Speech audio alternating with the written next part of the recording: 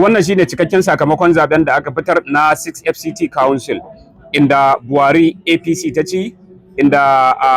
Amak ita ma APC ce ta ci, sannan sai Gwagwalada PDP ce ta kawo, sannan sai Kuje inda APC ce ta ci, sannan kuma sai Kwali inda ita ma APC ce ta ci, sannan sai Abaji inda nan ma APC ce ta lashe. Wanda ya lashe zaben Buhari shine Joshua Ishaku, sannan wanda ya lashe zaben Amak shine Christopher Mai Kalangu, sannan wanda ya lashe zabe Gwagwalada shine Kasim Muhammad, sannan kuma wanda ya lashe zaben Kuje shine Samuel Danjuma, sannan wanda ya lashe zabe Akwali shine Nuhu Daniel, sannan kuma wanda ya lashe zabe a Abaji shine Abdullahi Umar. Dukansu a ƙarƙashin tutar jam'iyyar APC suka ci, mutum ɗaya ne ya ci ƙarƙashin tutar jam'iyyar PDP out of 6, kaga mutum ɗaya ne PDP ta kawo, ba ma ADC ba. Mu haɗa a comment section.